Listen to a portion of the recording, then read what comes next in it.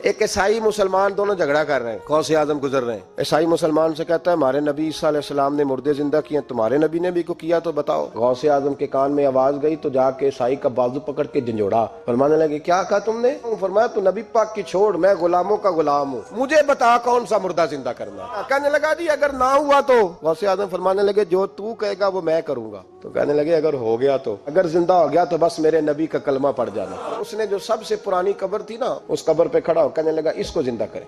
तो गौसे आजम कब्र के सराहने खड़े हुए तो दुआ करने लगे, कहने लगे मौला अपने लिए नहीं तेरे रसूल के लिए।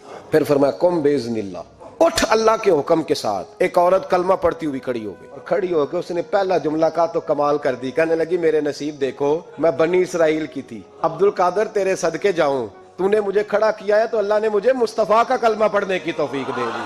अब वो बंदा दौड़ दौड़ के गौसे आजम के कदमों में आया, फरमाने लगे ना कलमा मेरे मुस्तफा का पढ़ना है।